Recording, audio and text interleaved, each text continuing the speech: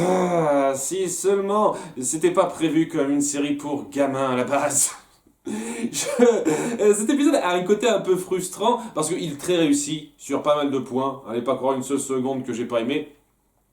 Mais il y a énormément de choses qui me gênent un petit peu, qui plombent le truc très très intéressant que ça raconte, le changement des choses qui est vraiment assez passionnant à suivre.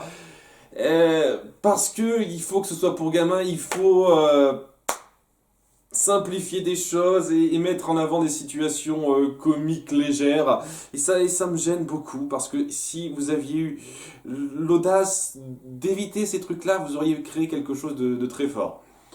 Et bon, une fois de plus, ça va être du bien sans plus, alors que ça aurait pu être beaucoup mieux. Quoi qu'il en soit, l'épisode commence alors que nos héroïnes parlent au conseil de l'oracle de ces chevaliers de la destruction. Alors déjà c'est cool qu'elles aient pas attendu aussi longtemps par rapport aux dernières fois. Et il y a la devineresse qui apparemment prend les décisions pour tout le monde, semble-t-il maintenant. Faites ci, faites ça, et le conseil de l'oracle dit ok, ok, ok. Et on vient juste de l'accepter dans notre conseil, on se dit ah, c'est celle qui prend les décisions maintenant, c'est elle la plus grande décisionnaire. Genre elle les connaît mieux ou je sais pas quoi. Et donc elle dit ok, ne vous en occupez pas tout de suite, soyez sur vos gardes sur Terre et nous on sera ici. Au début, j'avais un peu peur que ça parte sur une nouvelle intrigue sans incidence, histoire 2, mais ça va quand même plus loin que ça. Donc déjà, c'est assez cool par rapport à ça. Mais on va parler déjà de la partie chiante de l'épisode pour commencer. Sur Terre, il y a nos héroïnes qui, une fois de plus, sont pas particulièrement stressées par le fait que Matt et Elion sont dans des très fâcheuses postures et ne réfléchissent pas plus que ça. Elles se disent ok, on laisse faire. Voilà, hein, ça à nouveau, hein, situation que je déteste, notamment par rapport au fait qu'il y a alors une activité de lavage de voiture à laquelle on peut s'inscrire. Ça fait partie de ce genre de truc, c'est organisé par l'école en plus. Et ouais, quoi, activité lavage de voiture, vous n'êtes pas payé, vous pouvez vous inscrire pour faire ça.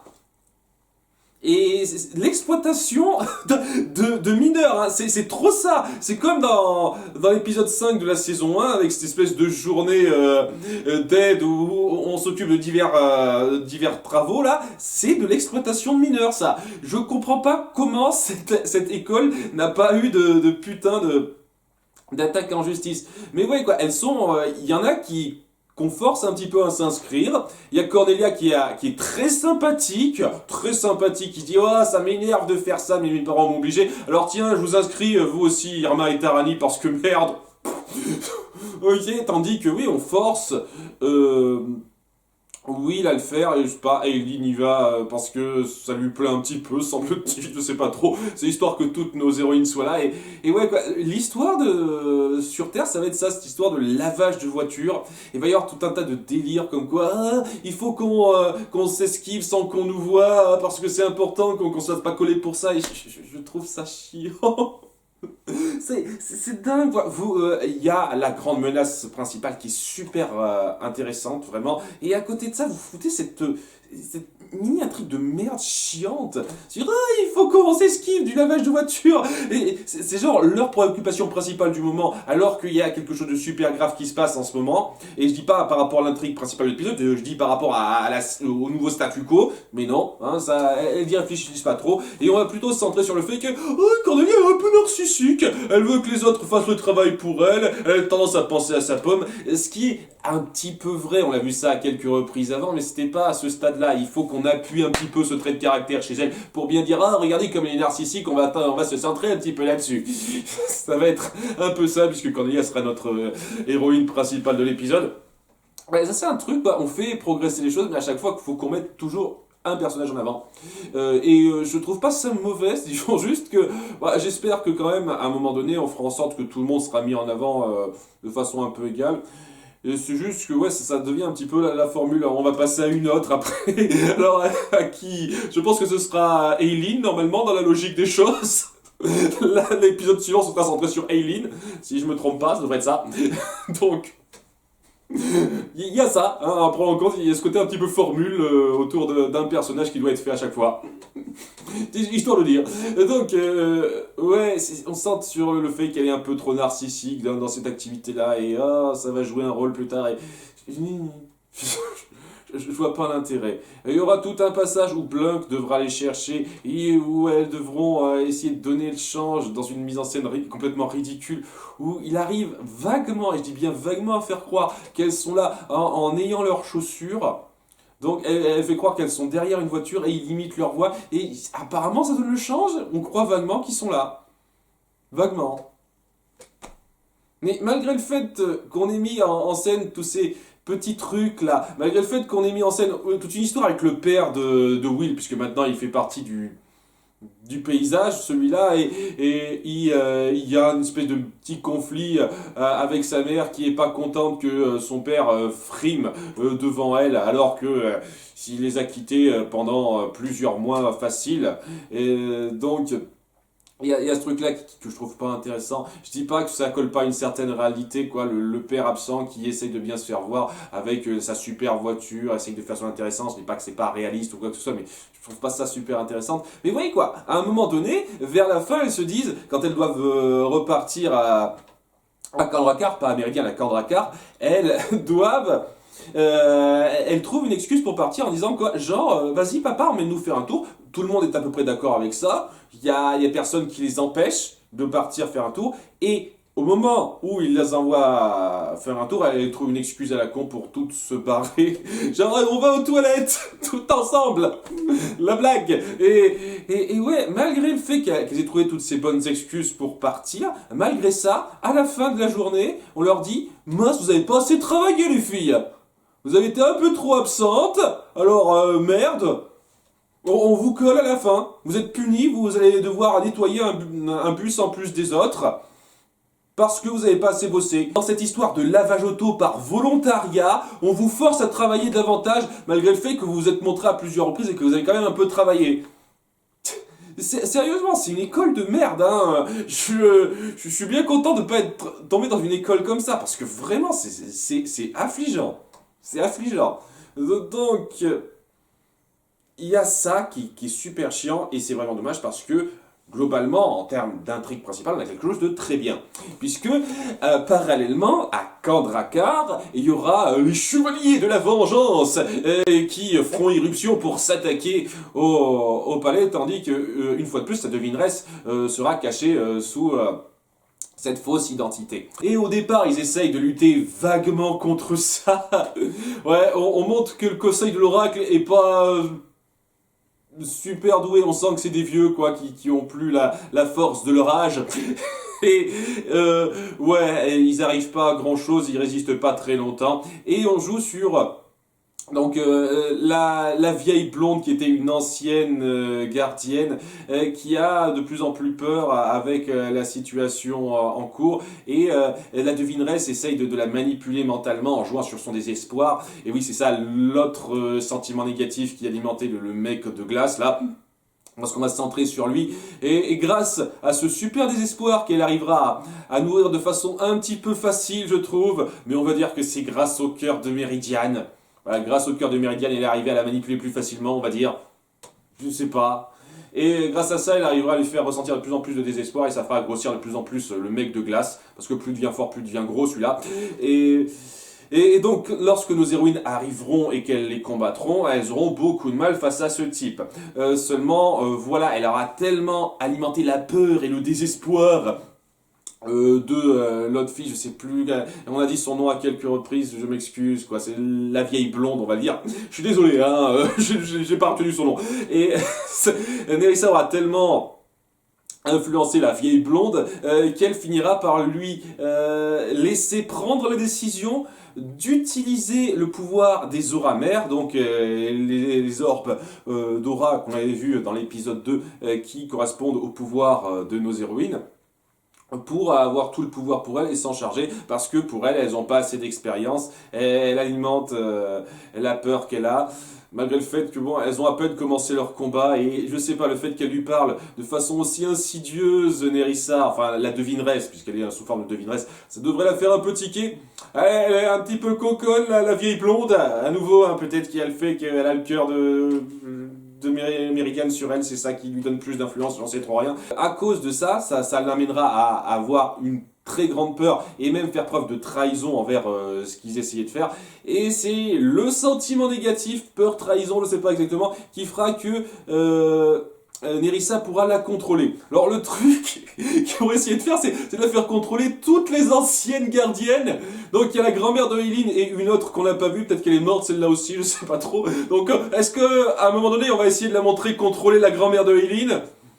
Imagine, ça me surprendrait pas, vu comme c'est parti, vu que c'était Cassidy l'épisode précédent, maintenant c'est cette fille-là.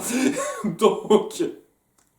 Il y a ça, et donc à cause de ça, maintenant, la vieille blonde qui est contrôlée par Nerissa parce qu'elle elle a montré sur le sentiment négatif qu'il fallait montrer, hein, c'est pratique.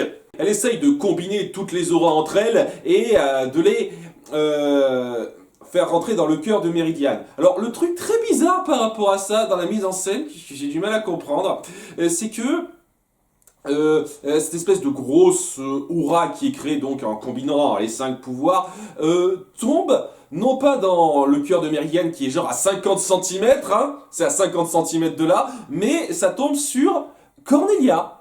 Cornelia a essayé d'avertir certains trucs, de faire quelque chose en coulisses parce qu'elle est dans un coin dans les airs et elle n'a pas trop l'occasion d'utiliser ses pouvoirs de terre malheureusement, malgré le fait que, je sais pas, elle a manipulé beaucoup de trucs faits de terre et donc le fait que l'endroit soit fait de pierre, elle devrait manipuler la pierre qui forme l'endroit logiquement, mais...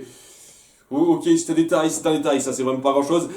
Cette espèce de grosse aura finit par entrer en elle, et ce qui fait que nos gardiennes n'ont plus leur pouvoir, elles sont complètement démunies. Mais Cornelia a tous les pouvoirs et elle est super puissante, elle les combine tous. Et punaise, c'est jouissif. c'est super bon à voir, c'est super cool de la voir ultra puissante. Combiner tous les pouvoirs des gardiennes pour lutter contre ces chevaliers de la destruction. Surtout en particulier le mec de glace qui, une fois de plus, malgré le fait que maintenant la vieille blonde soit contrôlée, il a toujours énormément de désespoir qui l'alimente. Et c'est seulement ce désespoir-là, le désespoir de cette fille-là, normalement. Donc ouais, une seule personne qui maintenant est contrôlée arrive tout de même à super bien alimenter. Logique, magique, un petit peu discutable, je trouve. Mais bon, ça permet un combat dantesque assez prenant. Tandis que Cordelia finit par se dire, faut que je mette mes amis à part et que je les protège parce que je peux pas m'occuper d'elle et du combat en même temps, et elle a plutôt raison à ce moment-là, mais ses amis se disent quand même il faut qu'on participe, donc grâce au cœur de Kandrakar, elles parviennent quand même à faire une brèche pour partir, et donc il y aura tout un délire autour du lavage de voiture, c'était super chiant, avant qu'elle puisse repartir après, et tandis que Cornelia arrivera à faire fuir les chevaliers de la vengeance, notamment le type de glace qui finit par perdre ce qu'il alimentait et quand elle lui balance confiance en soi, regarde, je te balance ça. Donc on peut faire le contraire, c'est-à-dire balancer le sentiment positif contraire au sentiment négatif qu'il alimente et ça lui le prive de ses pouvoirs. Ça va être comme ça pour Shagon quand ils l'affronteront. Prends-toi ça dans la gueule, amour, bisounours.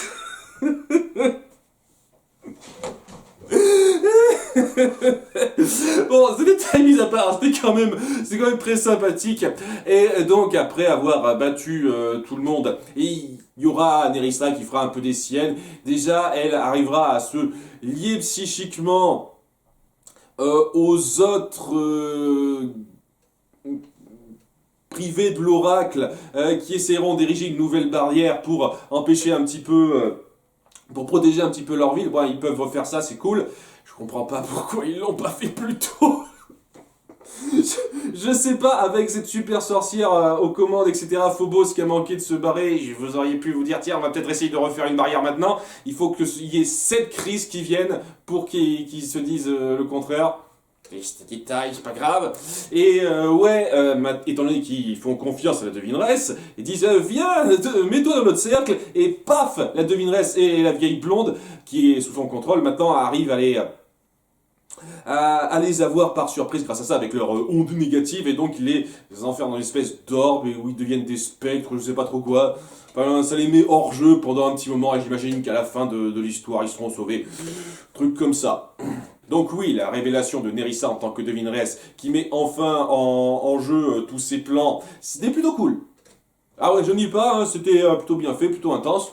Ça allait très bien. Et donc, une fois que Cornelia a réussi à faire fuir les Chevaliers de la Vengeance, parce qu'une fois de plus, ils essayent pas de les mettre hors jeu ou quoi que ce soit, ou de les enfermer, ils disent ok, barrez-vous, c'est pas grave à la revoyure. Voilà, nouveau, hein, ce genre de mentalité qui commence à me gaver un petit peu dans cette série, parce que c'est une série pour enfants et on peut pas oser aller si loin que ça, évidemment.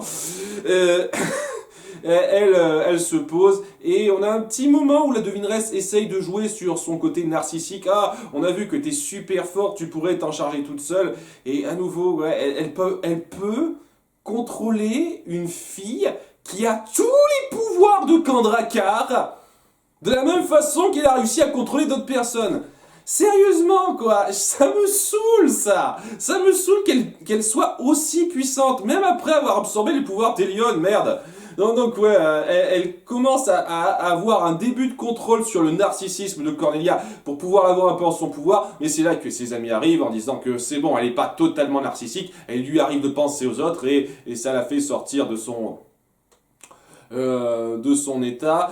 Et juste après, il y a une autre des conseils de l'oracle qui a survécu, qui leur dit attendez, ce ne sont pas celles qu'elles prétendent, et grâce au cœur de Kandrakar, il les dévoile. Et elle se barre donc, Nerissa, en sachant que maintenant toutes ses couvertures sont déjouées. Ça fait partie des trucs, j'y ai pas réfléchi tout de suite, mais étant donné qu'on peut voir la vraie ombre de Nerissa par rapport aux fausses formes qu'elle prend, comment se fait-il qu'on n'a jamais fait ça avec la devineresse ou Trine avant? Jamais personne n'a vu ça. Ou alors, elle a tellement bien maîtrisé ces deux fausses formes qu'elle arrivait à se donner une vraie ombre qui correspondait à ces formes-là. Je sais pas. Mais oui, étant donné qu'elle a ce pouvoir de se transformer en absolument tout ce qu'elle veut, il y a de quoi être vraiment sur ses gardes et de faire confiance quasiment à personne. On peut se dire qu'on peut se faire manipuler à n'importe quel moment puisqu'elle peut prendre la forme, l'apparence et la voix de n'importe qui. Mais je suis sûr qu'on va créer d'autres scénarios où nos héroïnes se feront avoir par ça. Alors, il reste quoi? Là, on est l'épisode 14. Il reste 12 épisodes. Je suis sûr que dans au moins un ou deux des épisodes à venir, il y aura une ou plusieurs de nos héroïnes qui se feront avoir par ce genre de tour à la con où elle prendra la forme d'une autre personne et elle se fera passer pour cette autre personne. Enfin bon, nos héroïnes ne sont pas trop des flèches et malgré le fait qu'elles aient empêché le pire, il y a quand même beaucoup de choses qui se sont très mal passées, puisqu'elle a pris le contrôle d'une nouvelle ex-gardienne, de façon un petit peu facile je trouve, mais comme d'habitude j'ai envie de dire, et elle a emprisonné dans un autre espace où je sais pas trop quoi, l'oracle et deux autres membres importants de son conseil, ce qui fait qu'il n'y a plus grand chose à Kandrakar à protéger, à part les auras mères. Et voilà, donc la situation est beaucoup plus tendue qu'avant, et c'était une bonne progression des choses, assez dramatique, avec un combat prenant. Cornelia qui est mise en avant avec tous ses pouvoirs, et c'était super cool de l'avoir combiné tous ses pouvoirs pour combattre. J'ai vraiment beaucoup apprécié cette partie-là, vraiment. Par contre, toute la partie autour du lavage auto, c'était de la merde. Bon, j'exagère un peu, c'était pas horripilant comme d'autres fois, mais ça plombait le truc et c'est vraiment dommage parce que sans ça j'aurais pu avoir quelque chose de super palpitant et un épisode vraiment excitant de bout en bout, mais il y avait ça, de tous ces retours à la vie réelle avec le lavage auto qui cassait la chose et c'est dommage. Ça aurait pu être un épisode excellent, il est une fois de plus comme d'autres épisodes que j'ai traités, bien sans plus malgré l'énorme potentiel qu'il avait. En tous les cas, ça promet pas mal de choses par la suite, une bonne tension, et je sens malgré tout ça que nos héroïnes continueront à vivre leur vie comme si de rien n'était, en étant à 95% insouciantes évidemment, malgré le fait que maintenant il y a une situation super grave à gérer, mais bon, on va pas se centrer là-dessus. Non, non, non, on va plutôt se centrer sur des petits problèmes personnels à l'école, autour des garçons, autour de ci, autour des problèmes entre ma mère et mon père. Je gère mal le restaurant de ma grand-mère, ce genre de conneries. Étant donné que je pense qu'Aileen, normalement, si j'ai bien suivi le flow des épisodes centrés sur un personnage, devrait être la prochaine personnage central de l'épisode qui va venir. Oui, ça va être un truc autour du fait, je gère mal les responsabilités. Cela dit, c'est pas impossible que, étant donné que si c'est Aileen qui est au centre de l'épisode suivant, qu'on ait tout un épisode où Nerissa va essayer de contrôler sa grand-mère. Et ça pourrait créer du bon drame. Et ouais, c'est tout ce que j'espère. J'espère qu'on partira pas sur des espèces de problèmes d'ado chiants, une fois de plus, et qu'on se centrera sur les choses qui méritent qu'on se concentre dessus. Mais bon, on verra bien tout ça dans l'épisode 15. Bye!